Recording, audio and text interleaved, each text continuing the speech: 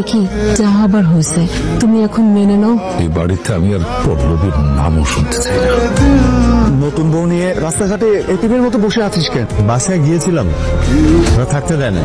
কিছু খাইছিস? চা খেলাম, রুটি খেলাম, কলা খেলাম। তুই শালা আসলে একটা নির্লজ্জ বেহায়া।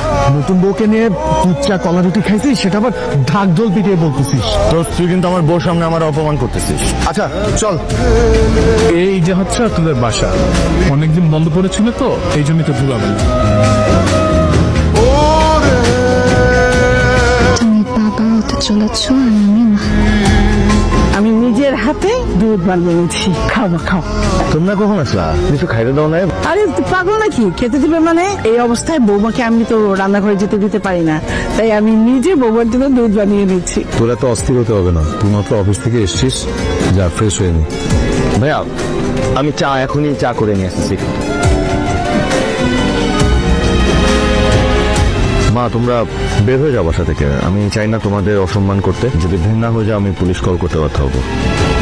কিন্তু রুদ্র কি হয়েছে বলবে তো? এভাবে এমন আচরণ করছে কেন মায়ের সাথে? যেটা তুমি জানো না সেটা নিয়ে কথা বলো না পল্লবী। আমি যদি বাসায় না থাকি তুমি কখনো মা অথবা ভাই কাউকে অ্যালাউ করবে না। আমি ইনফ্যাক্ট বাসায় থাকলেও অ্যালাউ করবে না।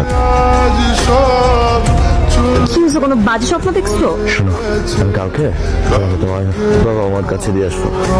আমি সবই শুনেছি, কিন্তু আমাকে আমার অঙ্গীকার থেকে তোমরা এক চুলো বের করতে পারবে না। যা হবার হয়েছে, এখন অন্তত নাতি নাতনির কথা চিন্তা করে হলো তুমি ওদেরকে মেনে নাও। দাঁড়াও, কেমন আছে আমার মেয়েটা? ওকে তাড়াতাড়ি দিয়ে এসো, আজ অনেক দিন পাখিটার মুখ দেখি না। হ্যাঁ পল্লবী, আমি প্রায় চলে আসছি। তোমার কিছু লাগবে? পুত্র, আমি এই সন্তানকে পৃথিবীতে আনতে চাই। সরি আমি বুঝি না, কি বললা? পুত্র, যেখানে আমাদেরই কোনো নিশ্চয়তা নেই, আমরা কিভাবে চলবো আমরা জানি না, সেখানে এই সন্তানকে পৃথিবীতে আনার তো প্রশ্নই আসে না। এটাই আমার শেষ কথা। মা পল্লবী যা বলেছে ঠিকই বলেছে, ও তোমার সাথে আর সংসার করবে না। এই নাও ডিভোর্স লেটার। তুমি আর কোনোদিন আমাদের বাড়ির ত্রিসীমানাও আসবা না। আমাদের বাচ্চা কি দোষ করেছিল যে তাকে পৃথিবীতে আনলে না? আর আমি বা কি করেছিলাম যে আমাকে ডিভোর্স দিতে হলো? তুমি যদি আমার কথা না শোনো, আমার কথা মতো কাজ না করো, তাহলে আমি এবং আমার মা রুদ্রর জীবন থেকে সারা জীবনের জন্য সরে যাব। আমরা ওর সাথে সব ধরনের সম্পর্ক ছিন্ন করব। এখন তুমি কি চাও রুদ্র পরিবার হারা হোক? ভাই হয়ে আরেক ভাইয়ের সংসার নষ্ট করছেন। এই বাচ্চা আপনাদের বংশেরই সন্তান। চুপ! আর একটা কথা না, একদম চুপ। ডিভোর্স পেপার দিচ্ছি, এখন সাইন করবে, আর নাইলে তোমার বাপকে আমি এখানেই মেরে ফেলবো, এরপর তোমার মাকে। সাইনিক! তোর আর তোর মার জন্য পল্লবী আজকে আমার থেকে আলাদা হয়ে গেছে। হ্যাঁ আমি স্বীকার করছি, আমি পল্লবীকে তোর জীবন থেকে আলাদা করতে চেয়েছিলাম, কিন্তু আমি কাজটা করিনি। পল্লবী নিজেই সরে গেছে তোর লাইফ থেকে।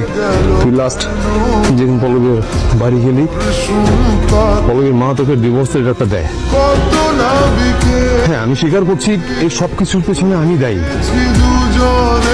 কিন্তু তুই ডিভোর্স লেটার নিয়ে পল্লবীর বাড়ি থেকে চলে যাওয়ার পর পল্লবী অসুস্থ হয়ে মাথা ঘুরে পড়ে যায়। এরপর পল্লবীর বাবা মা ওকে নিয়ে হসপিটালে যায়। আমিও ফলো করে পিছিয়ে পিছিয়ে যাই, যে জানতে পারি আপনারা কি পেশেন্টের বাবা মা? আপনাদের সাথে আমার একটু কথা আছে। পল্লবী, আমি এখন যে কথাগুলো বলবো তার জন্য আপনাকে শক্ত হতে হবে। বেশ কিছুদিন আগে আপনি কিছু টেস্ট করিয়েছিলেন, তার মধ্যে একটা রিপোর্ট আসতে একটু টাইম লাগবে আমি বলেছিলাম। রিপোর্টটা এসেও ছিল, ল্যাবে বেশ কিছুদিন পড়েছিল, আপনি তা সংগ্রহ করেননি। যদি সংগ্রহ করতেন তাহলে কিছুটা ধারণা আপনার থাকতো। আপনার পেটে কোনো বাচ্চা নেই, আপনি কনসেপ্ট করেননি।